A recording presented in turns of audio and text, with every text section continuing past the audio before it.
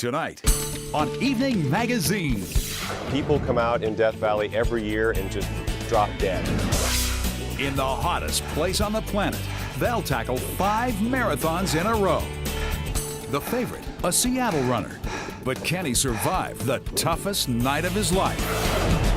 His rival, a Northwest champ, whose secret to success may lie in the suds.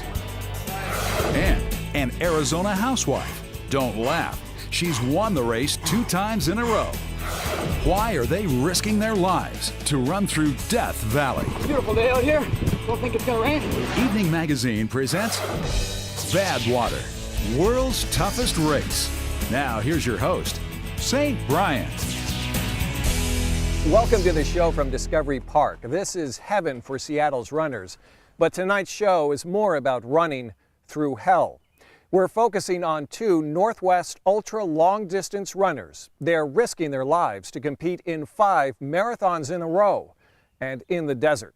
It's called the Badwater Ultra Marathon, and this year's race begins next week.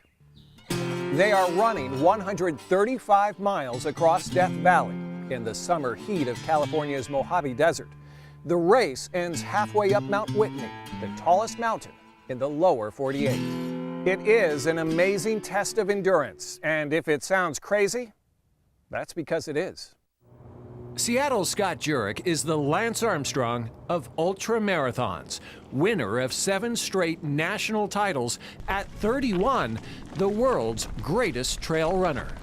Well, initially, believe it or not, I hated running. 47-year-old Ferg Hawk started running just a few years ago. Doctor's orders to get more exercise. And unfortunately, I'm not that good at golf. Bowling's boring, so, you know, I've gotten kind of good at this. Okay, everybody, we have 2 minutes. From Badwater, a dry salt lake 200 feet below sea level, It'll be a fun day in the sun. Scott and Ferg start the race at 10 in the morning. 5, 4, 3, 2, 1. It's already 115 degrees. I honestly thought the gun would go off, Scott would take off, and probably that's the last we'd see of them. For 135 miles, they'll run on a course that winds through the scorching desert heat of Death Valley. Nice cool day. Feels like Canada. The air may be 115, the asphalt is 200 degrees. So hot, runners stick to the white line to keep their shoes from melting. Well, even if you're standing here like we are, you are battling to survive. People come out in Death Valley every year and just drop dead. And those aren't people in the race, those are just tourists. Dressed from head to toe in protective gear, Scott takes the early lead. Oh, it's a beautiful day. To keep his neck cool, Scott uses wet bandanas. But when he stops to untie one, Don't make me pass you, Scott. Come on. he loses the lead to California shipping pilot Mike Sweeney. You know, I just kind of shrugged it off. Who knows? I was thinking, you know, I might see him in a half mile. I might see him in 10 miles. I mean, it was one of those things where I was going to stick to my plan. I was going to be as patient as possible. At mile 17, Ferg is 3 minutes behind Scott, 5 minutes behind Sweeney. And this maybe sounds a little bit mean, but I had to run my own race, and I kind of had the hope that those guys are going to get into trouble. The race goes on for 60 non-stop hours. Badwater has 3 climbs, 2 over mountain passes, then halfway up Mount Whitney. I love hills, and I'm actually looking forward to that. Why run Badwater? What's the appeal? I'm at a point in my career, I think, where I'm looking for something different. You know, shake things up a little bit. You know, I've always, you know, told myself if I'm not having fun with ultramarathon racing and, you know, competitive racing, that, you know, I just won't do it. There's also the 5-year-old course record, 25 hours, 9 minutes. Scott thinks he can beat it. We're out here, you know, trying to see what our bodies can do. But having won a 100-miler just 2 weeks earlier, Scott is about to find out what his body can't do. Beautiful day out here. Don't think it's gonna rain. Ferg Hawk is here because of 7.5 minutes.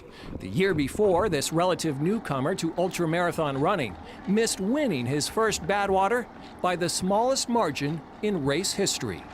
The fact that I came so close to winning it, it definitely, you know, made me want to come back and try to win it. To prepare for the heat, Ferg built a solarium on his back deck.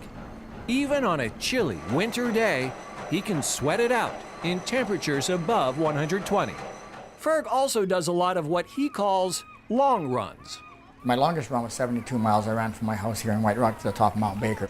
The Air Canada baggage handler likes to finish runs by stopping off at a pub for a pitcher of Molson's. You have to have some sort of a reward system, I think, anyways. I mean, a lot of people can run fast and eat anything, but how healthy are they, really deep down inside?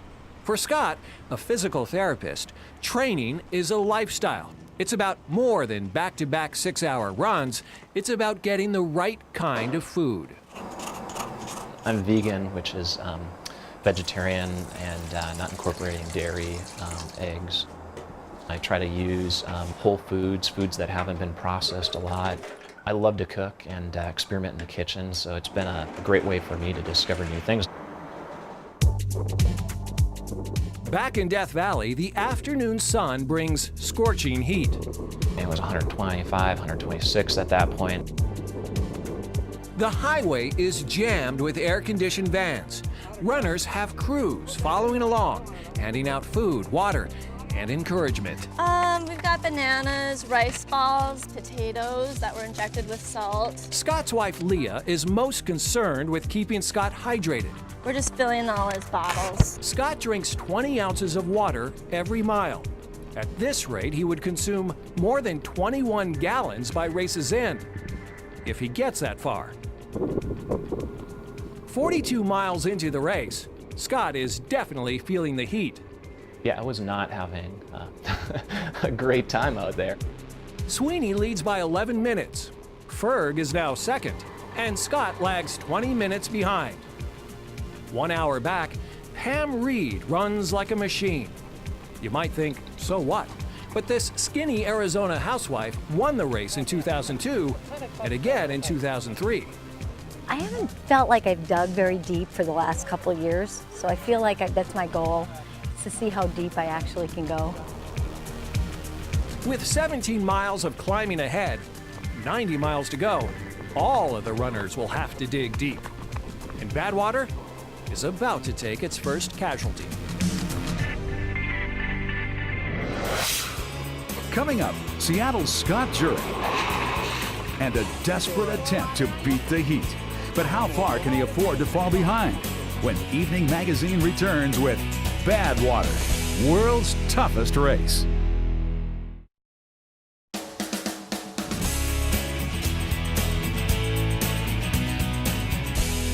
Welcome back. Seattle's Scott Jurek has been called the world's greatest endurance runner. Tonight, he is taking on the world's toughest race, and the desert heat of Death Valley is taking its toll. Dehydration is a big problem.